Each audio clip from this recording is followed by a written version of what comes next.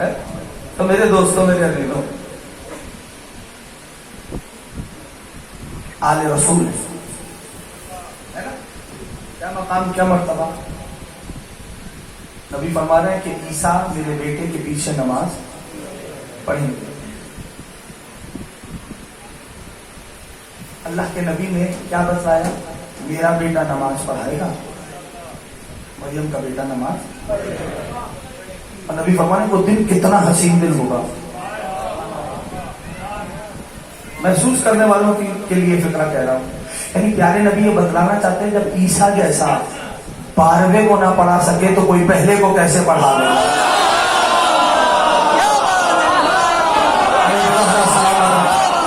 امام حسین کو غم نہ دے.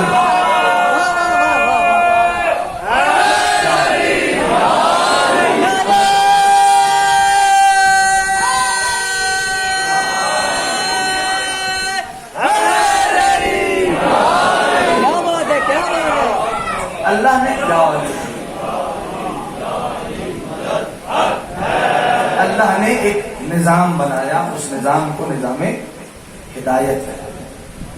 اور اللہ نے مسلسل ہادی بھیجے، ہدایت کرنے والے بھیجے.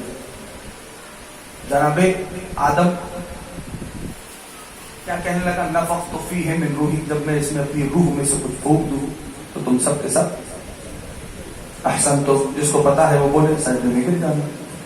سب نے سجدہ کیا. وہ پوری داستان سنانے کی ضرورت نہیں ہے، آپ یقیناً جانتے ہو کہ سب نے سجدہ کیا الا احسن. تو ابلیس اکڑ گیا، کہنے کا خلقتنی من النار وخلقتہ من طین، مجھے آنکھ سے بنایا، اسے مٹی سے بنایا، انا خیر منہ، میں اس سے افضل ہوں، یہ میرا حق ہے مجھے.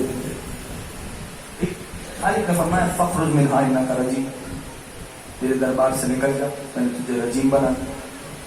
چلا گیا، آدھے رستے سے واپس آیا، کہنے کا ولا اغوینہم اجمعین الا عبادک منہم المخلصین، میں سب کو بہکاؤں گا لیکن تیرے مخلص بندے میرے بہکائے میں نہیں آئیں گے. حدیث نہیں سنا رہا ہوں، قرآن سنا رہا ہوں. تیرے مخلص بندے میرے بہکائے میں نہیں آئیں گے. یعنی ابلیس ہونے کے باوجود جانتا ہے کہ کچھ ایسے ہیں جن تک اس کی اپروچ نہیں ہے. ہاں اب جب جانے لگا، قرآن نے کہا ابا واستکبر وکان من الکافرین، ابا اس نے انکار کیا، واستکبر اس نے تکبر کیا، وکان من الکافرین وہ تھا ہی پرانا کافر. یہ جو تھا ہی پرانا کافر ہے نا، یہ کوئی خطابیات نہیں ہے، یہ قرآن ہے. یہ نہیں کہا کہ انکار کر کے وہ اصبح من الکافرین، کافروں میں سے ہو گیا، نہ، کان من الکافرین وہ تھا ہی پرانا کافر، تھا ہی پرانا کافر ہو گئی صاحب. اب ابلیس نے بتلایا کیا کہ کچھ ایسے ہیں جن تک اس کا اپروچ نہیں ہے. ٹھیک، یعنی اب جملہ کہہ رہا ہوں کاش کہ میں پہنچا سکوں آپ کے مجمع تک، پورا ایک جوان دوست. ابلیس نے کیا کہا؟ کچھ ایسے ہیں جن تک اس کا اپروچ نہیں ہے. اچھا، دشمنی تھی جناب آدم سے، تھی نہیں تھی؟ تھی نا، جناب آدم سے دشمنی تھی. آدم میرے بھی بابا ہیں، آدم تمہارے بھی بابا ہیں. تھی دشمنی جناب آدم سے. کہنے لگا آدم، اب مجھے نہیں پتا آپ اس جملے کو کیسے کس تناظر میں سنتے. تھی دشمنی آدم سے. کہنے لگا آدم کا تو میں کچھ بگاڑ نہیں سکتا، لیکن اولاد آدم کو چھوڑوں گا نہیں. آدم کا تو میں کچھ بگاڑ نہیں سکتا، اولاد آدم کو چھوڑوں گا نہیں. یعنی دشمنی تھی باپ سے.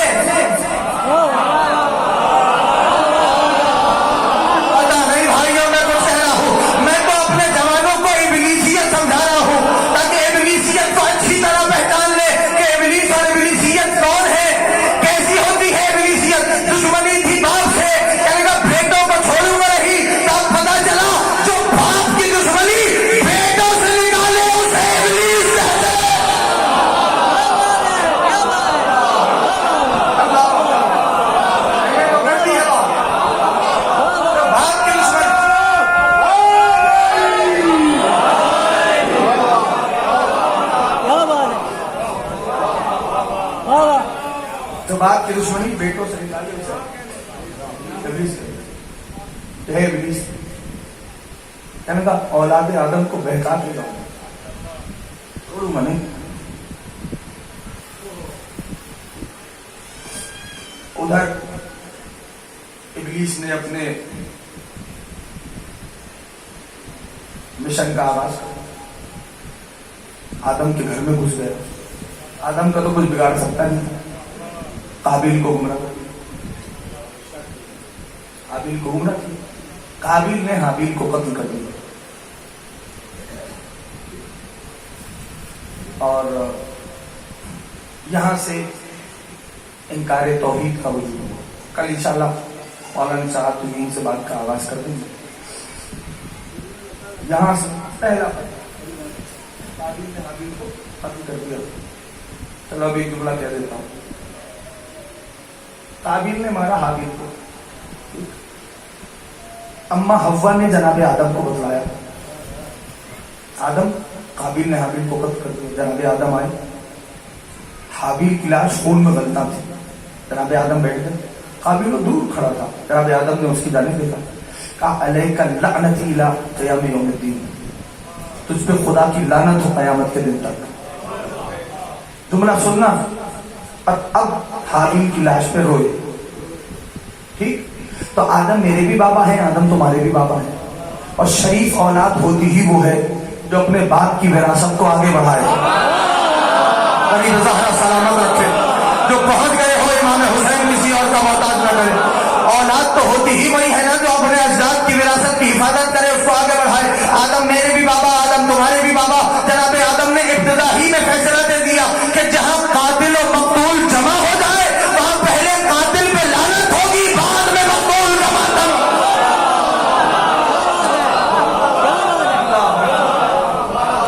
اللہ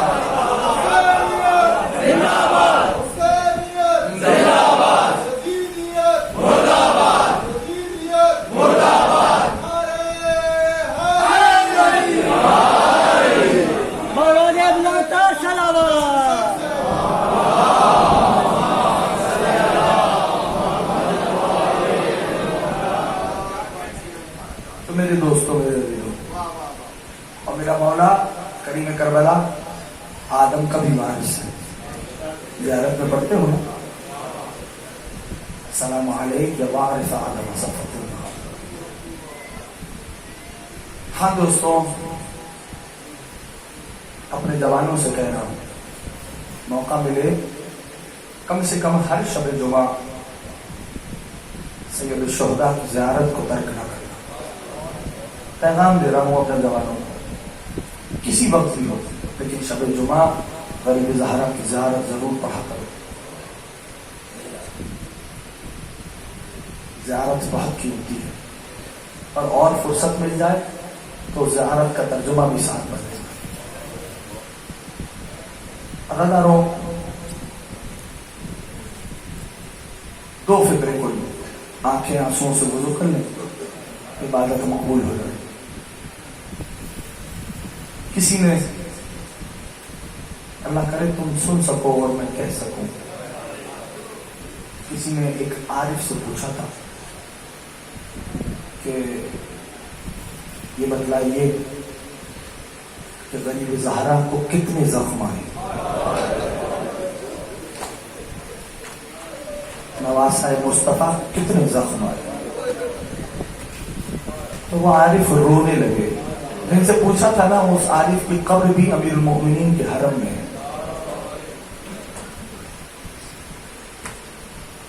کہنے لگے زخم اس کے گنے جاتے ہیں جس کے ایک سے دوسرے زخم کے درمیان فاصلہ ہوتا ہے. ہائے کرنے والوں سلامت ہو. اجرکم اللہ، اجرکم اللہ. اس سائل نے اصرار کیا کہ آقا پھر بھی بتلائیے کتنے زخم تھے. وہ کہنے لگے کہ اتنا سوچ لے، اتنا یاد رکھ، بس جتنی قرآن کی آیتیں ہیں اتنے حسین کو زخم آئے. میں نے غریب زہرا کی شہادت نہیں پڑھ لی، لیکن ایک رخ بتلانا چاہ رہا ہوں. حسین مولا نے، غریب زہرا نے اپنے اجداد کے ورثے کا ہر زخم کھایا.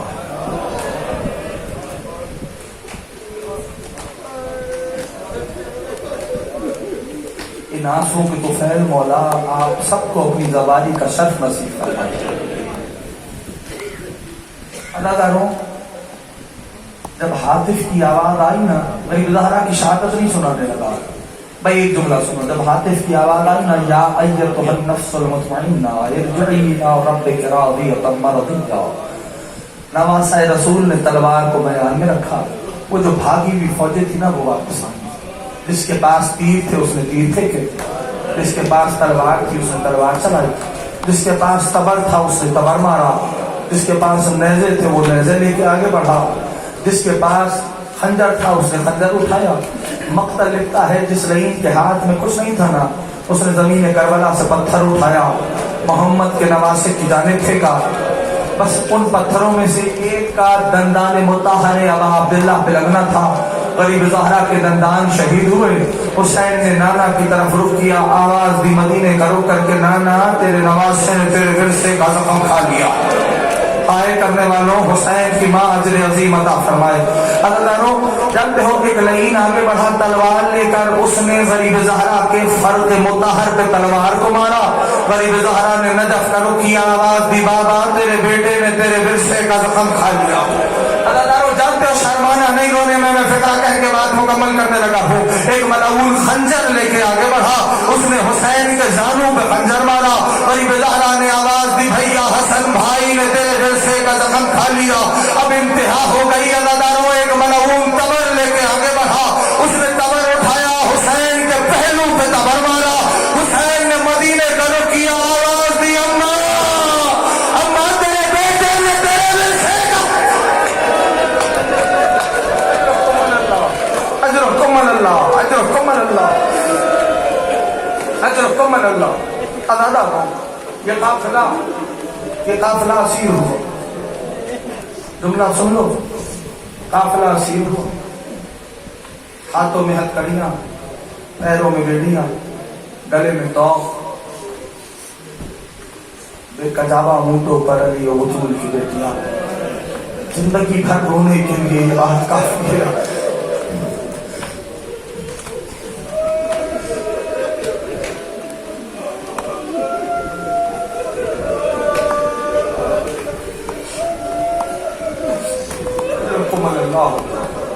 بی بی فاتح شام اپنے روزے کا دیدار نصیب فرمائے۔ اب بتانا جب امیر المؤمنین کوفے میں تھے نا، تو ایک روز امام حسن کو بلایا، بیٹا حسن، علی کو اپنی بیٹیوں کی بڑی یاد آ رہی ہے۔ اچھا بابا جائیے مدینہ سے میری بیٹیوں کو بلا لاتے۔ مولا آمادہ سفر ہوئے، بابا کو رخصت کے لیے سلام کرنے آئے۔ امیر المؤمنین نے کہا حسن جی بابا، اے میرے بیٹے جتنا بھی سفر کرنا، علیک باللیل، رات کے اندھیرے میں کرنا، جس کو سمجھ میں آتا ہے دادا رو جی بابا، اور کوفے کے باہر آ کے نا قافلہ روک دینا، مجھے آ کے بتانا، میں خود اپنی بیٹیوں کو لینے آؤں گا۔ جس علی نے اتنا اہتمام رکھا ہو دادا رو، سوچو وہی کوفہ کا بازار تھا، علی کی پاک بیٹیاں تھیں۔ سوچ سکتے ہو دادا رو، شام کا بازار تھا، نبی زادیاں موجود تھی، ہاتھوں میں ہتھکڑیاں، پیروں میں بیڑیاں، گلے میں توق صرف نہیں تھا، توق خاردار تھا، میرا بیمار امام موجود تھا۔ سنو کہ جملہ مقتل لکھتا ہے کہ قافلہ اسیر ہوا، زندان میں تھا، ایک روز آواز آئی، قیدیوں رہائی مل گئی۔ سن لو جملہ، قیدیوں رہائی مل گئی۔ کربلا سے قافلہ ہوتا ہوا آ رہا ہے نا، اربعین آ رہا ہے نا، کربلا سے قافلہ ہوتا ہوا مدینہ پہنچا۔ جملہ آخری، بات مکمل ہو، مدینہ پہنچا۔ منادی ندا دیتا تھا، مدینے والوں بشیر تھا، مدینے والوں مدینہ رہنے کے قابل نہیں رہا۔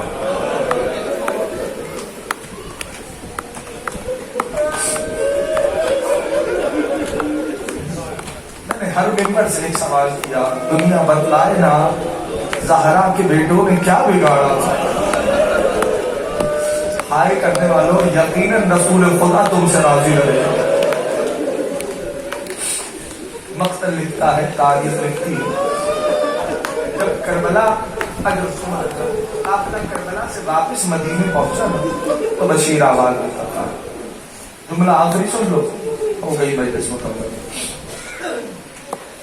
میرے امام سجاد جب بازار میں نکلتے تھے نا مدینہ کے، اور کسی قصاب کی دکان کے سامنے سے گزر ہوتا تھا، آئے کرنے والوں شرمانا نہیں بچہ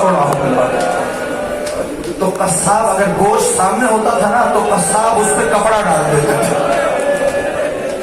ایک قصاب کا گزر ہو رہا تھا، ساتھ میں اس کے ذبیحہ بھی تھا، اس نے داہنے بائیں ہونے کی کوشش کی لیکن وہ امام کے سامنے آ گئے، مولا کو دیکھا، سلام کیا، کہا فرزند رسول میرا سلام ہو، مولا نے جواب سلام دیا، ذبیحہ ساتھ تھا اس کے۔ مولا نے کہا کہاں جا رہا ہے؟ اب کوئی حل تو تھا نہیں، کہنے کا فرزند رسول ذبیحے کو ذبح کرنے لے کے جا رہا ہوں، بس ذبح کا نام سنا جس کو سمجھ میں آ سکتا ہے۔ میرے مولا کہنے کے اتنا بتا، تجھے ذبیحے کی شرائط معلوم ہے؟ کوئی شرمائے نہیں رونے میں، تجھے ذبیحے کی شرائط معلوم ہے؟ کہنے کا فرزند رسول آپ کا حکمدار ہوں، جانتا ہوں۔ مولا نے کہا نا صرف دعوے سے کام نہیں چلے گا، مجھے بتا ذبیحے کی شرط کیا ہے؟ کہنے لگا مولا جانتا ہوں۔ مولا نے کہا دعوے سے کام نہیں چلے گا، بتاؤ۔ اب مولا نے کہہ دیا، کہنے کا مولا رو کے کہنے کا مولا ذبیحے کی اللہ کرے میں پہنچا سکوں، مولا ذبیحے کی پہلی شرط یہ ہے کہ جس ذبیحے کو ذبح کے لیے لے کے جایا جائے نا اس کو اتنا پانی پلایا جائے جب تک وہ اپنا چہرہ پانی سے خود نہ ہٹا لے، اس کو ذبح نہ کیا جائے۔ لو غریب زہرا کے بیٹے نے جملہ سنا، کربلا کا روکیا، سر پہ ہاتھ مار کے کہتا تھا لیکن ہائے میرا غریب بابا جسے تین دل کا پیاسا آئے کرنے والوں، غریب زہرا اپنے روزے میں بولا، مولا رو کے کہنے لگا بتا ذبیحے کی دوسری شرط کیا ہے؟ وہ کہنے لگا مولا میں جانتا ہوں۔ مولا نے کہا نہیں، کہتا ہے مولا ذبیحے کی دوسری شرط یہ ہے کہ جس ذبیحے کو ذبح کے لیے لے کے جایا جا رہا ہو اس کا کوئی ہم جنس اس کے سامنے نہ ہو۔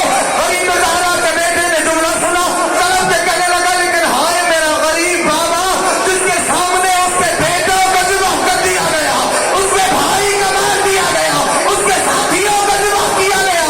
جانتے ہو مولا کہنے لگے بتا ذبیحے کی تیسری اور آخری شرط کیا ہے؟ وہ کہنے لگا مولا ذبیحے کی تیسری اور آخری شرط یہ ہے، آخری جملہ کہہ رہا ہوں، آخری شرط یہ ہے کہ جس اوزار سے ذبیحے کو ذبح کیا جائے وہ اتنا تیز ہونا چاہیے کہ ذبیحے کا درد نہ ہو۔ غریب زہرا کے لال نے کربلا شروع کیا، رو کے کہنے لگا ہائے میرا غریب بابا جسے شمل نے تیرا ضربوں سے